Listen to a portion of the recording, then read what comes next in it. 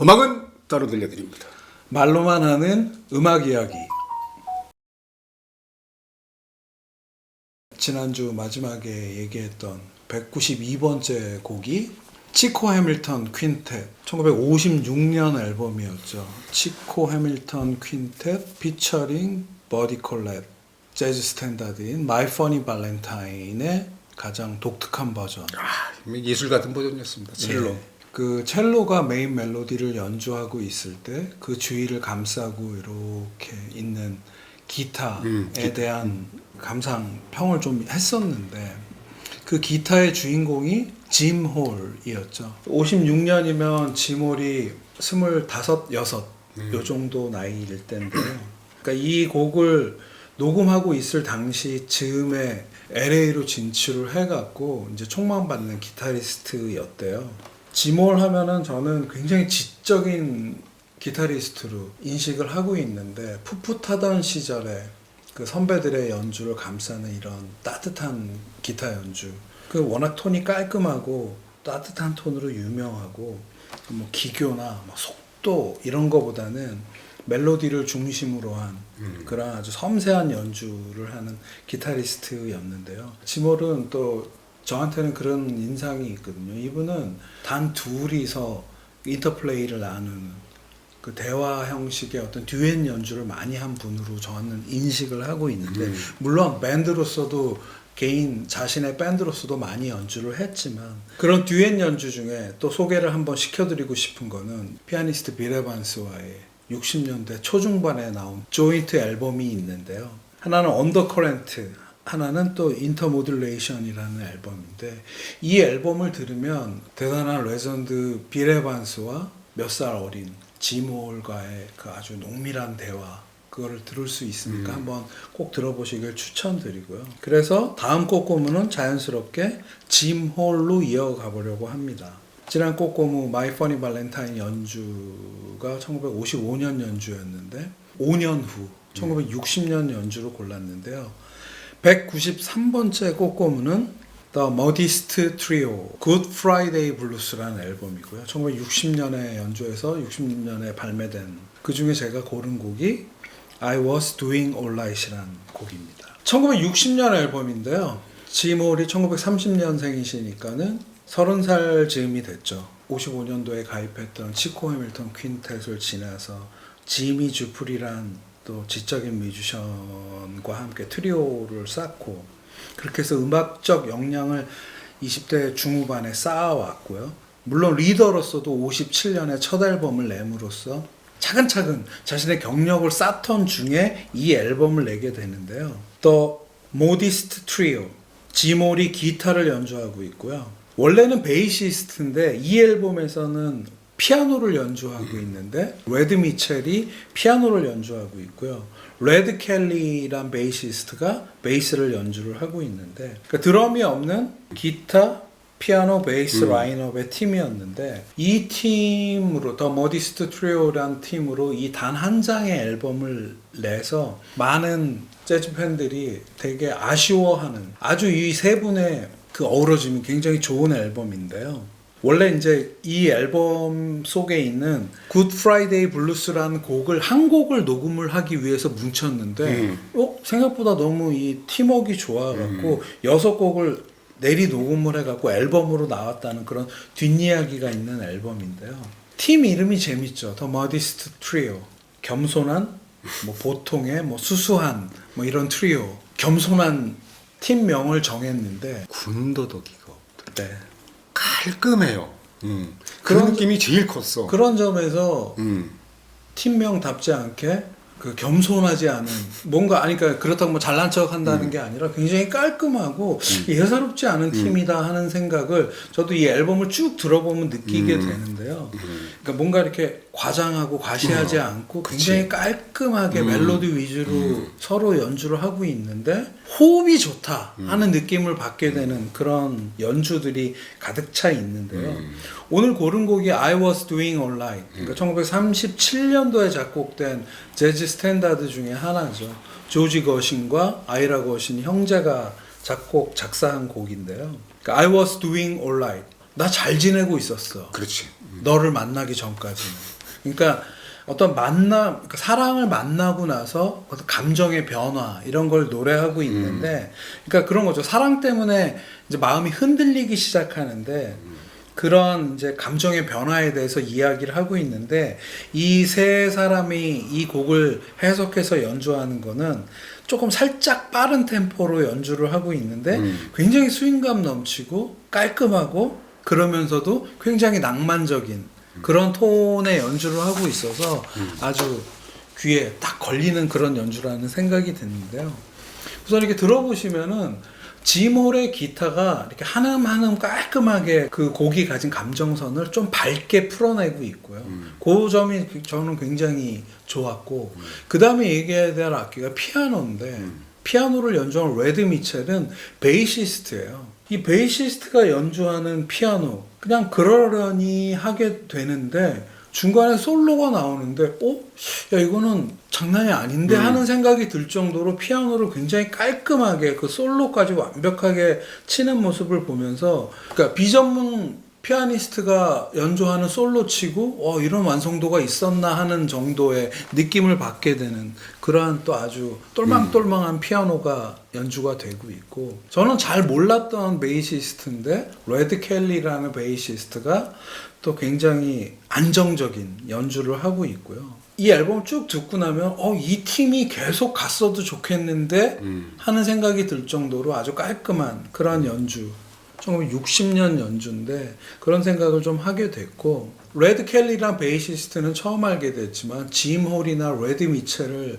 알고 있던 거와는 전혀 다른 느낌의 연주가 이 1960년 연주에 담아 있어서 의미가 있다고 생각하는데요. 짐 홀은 확실히 나이가 30 즈음이어서 그런지 굉장히 밝은 모습의 연주가 아주 반갑게 느껴졌고, 레드 미첼은 이분은 베이스, 더블 베이스를 튜닝하는 방법이 독특한 자기만의 방법을 사용을 해서 굉장히 두툼하고 진중한 톤을 갖고 있는 분이라고 알고 있는데, 그러면서 굉장히 창의성 넘치는 베이스 연주를 하고 있는데, 야, 이 피아노도 이렇구나. 레드 미첼의 이 앨범 속의 피아노 연주를 들으면서 느끼는 거는, 베이시스트가 피아노를 연주했다, 이게 놀라운 게 아니라 피아노를 연주하는데 예사롭지가 않네 하는 부분이, 그러니까 레드 미첼의 다른 베이스를 연주하는 음악을 듣고 있다 이 피아노를 들으면, 그러니까 이 앨범은 여러 가지 그런 잔재미들이 있는 그런 앨범이 아닌가 하는 생각을 하게 됐죠. 그러니까 그래서 그러나 드럼이 없잖아요. 네. 근데 피아노가, 그쵸. 이 연주에서 피아노가 정말 독특해.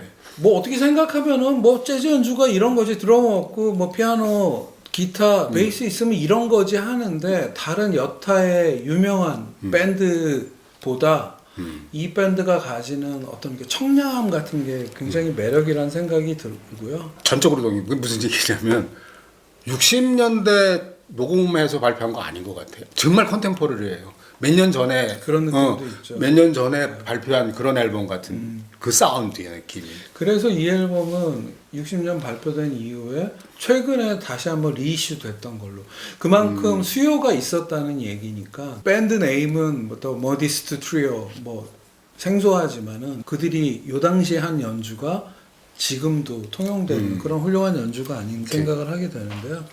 그 다음으로 연결할 꼬꼬무는 베이시스트가 인상적인 피아노 연주를 했던 레드 미첼로. 그래서 레드 미첼의 베이스 연주는 어떤 거가 있었는지, 레드 미첼의 수많은 디스코그래피 중에 가장 제가 독특하게 들었던 그 앨범으로 한번 골라봤는데요. 레드 미첼이 두 일본 뮤지션과 함께 1979년에 녹음해서 80년에 나온 앨범인데요. 베이스 클럽. 그 중에 제가 고른 곡이 폴카도츠 앤 문빔스라는 곡입니다. 이 베이시스트로서 레드 미첼도 유독 듀엣 앨범을 많이 남겼어요. 피아니스트와 듀엣 앨범을 내기도 하고, 뭐 트럼펫, 색소폰 이런 관악기 주자들과도 1대1로 대화 모드의 그런 듀엣 앨범을 아주 즐겨낸 분인데요. 베이스라는 악기가 이제 리듬 섹션의 하나로서 리듬과 화성을 지원하는 그런 역할을 하는데, 이분은 유독 멜로디 연주를 많이 즐겼던 분이라고 생각이 되고요. 그래서 이 앨범은 베이스 클럽이잖아요. 3명이 연주를 하고 있긴 해요. 2대의 베이스와 피아노가 있는데 그 중에 하나는 레드 미첼이 연주하고 하나의 또 다른 베이스는 이사오 스즈키가 연주를 하고 있는데요. 이 앨범은 피아노가 참여를 하고 있기는 하지만은 사실상 베이스 대 베이스의 듀엣 앨범이라고 봐도 무방한 그러한 연주가 담겨 있는데요. 1979년에 그러니까 이제 50대 초반이 됐죠. 이제 베테랑이 된 레디 미첼이 일본에 건너와서 녹음한 음반인데요. 레이블도 일본의 그 킹 레코드 산하에 있는 패들 휠리라는 재즈 전문 레이블에서 녹음을 했고 두 일본 로컬 재즈 뮤지션과 라인업을 이뤄서 한 연주인데 이사오 스즈키는 당시 일본을 대표하는 재즈 베이시스트였고 이거 보니까 만만치가 않더라고요. 1933년생인데 이 앨범에서는 피콜로 베이스를 연주를 하고 있고요. 굉장히 감성적인 피아노 연주로 일본 재즈 피아니스트가 아니라 전 세계적으로 많은 팬을 갖고 있는 치요시 야마모토라는 그 당시 30살 즈음의 젊은 피아니스트가 함께 연주를 하고 있는데요. 메인이 되는 2대의 베이스 편성인데 한 대는 레디 미첼이 연주하는 베이스는 우리가 보통 더블 베이스라고 얘기하는 그 업라이트 베이스, 등치 큰 그 베이스고요. 이사오 스즈키가 연주하는 베이스는 피콜로 베이스라고 일반 더블 베이스보다 음역대도 좀 높고 톤이 더 선명해요. 이 두 베이스가 질감이나 음역대가 달라갖고 베이스가 2대지만은 완벽히 구분이 돼서 2가지 다른 악기가 연주하는 것 같은 선명한 효과를 내는 그 2 베이스를 쓰지만 아주 똑똑한 편성을 했다 하는 생각이 들고요. 이 2 베이스를 보좌하는 완벽한 또 치요시 야마모토의 진가는 드러나지 않지만 두 선배를 치요시 야마모토가 레드 미첼과는 거의 20살 차이가 나고요. 이사오 스즈키 베이시스트와도 한 10살 차이가 나는 이 후배는 두 선배를 보좌하는 그런 역할을 피아노가 하고 있다 이렇게 생각을 하시면 될 것 같고요. 오늘 고른 곡이 폴카도츠 앤 문빔스인데요. 헤드폰을 끼고 듣는다고 생각하면 오른쪽 채널에서는 굉장히 진중한 레디 미첼의 더블 베이스 연주가 시작돼서 멜로디를 먼저 연주하기 시작하고요. 이내 조금 가다 보면은 오른쪽 채널에서 이사오 스즈키 일본 베이시스트가 연주하는 피콜로 베이스가 등장해서 연주를 하면서 이 두 베이스가 서로 보조하면서 주거니 받거니 하는 대화, 미국의 베이시스트와 일본인 베이시스트가 이렇게 만나서 대화를 하고 있다는 게 되게 약간 이렇게 감동적으로 들리니까 저한테만 그런지 모르겠는데 그런 느낌을 좀 받게 되고요. 그 사이를 살짝 파고들어서 아주 간단한 솔로와 맛깔나는 그 연주를 피아노 연주를 더해주는 치요시 야마모토가 또 아주 똘망똘망하다는 생각이 들고 그러니까 결론적으로 저는 이게 굉장히 훌륭한 기획이라는 생각을 하게 되는데 야 이런 수준의 재즈 음반이 기획되고 녹음돼서 내수용으로 만들어지는 그 당시 일본이라는 나라는 참 부럽다 하는 생각을 좀 하게 되는 거고요. 이 당시 이 베이시스트 이사오 스즈키는요. 이분은 60년대 이분이 아마 33년생 정도로 알고 있는데 60년대 후반 69년부터 70년까지는 아트 블레이키 앤 재즈 메신저스의 그러니까 아트 블레이키가 픽업을 했던 베이시스트 중에 하나고 음반이나 이런 게 나와 있지 않은 거는 그 당시 그 아트 블레이키 앤 재즈 메신저스가 굉장히 좀 침체됐을 때라서 그 투어나 공연만 하고 앨범은 없는 걸로 알고 있는데 또 얼마 전에 보니까는 그 이사오 스즈키가 베이시스트로 가담하고 있을 때 재즈 메신저스 앨범이 또 하나 나오기도 했더라고요. 라이브 앨범으로. 지요시 야마모토 이분도 정말 대단한 분인데요.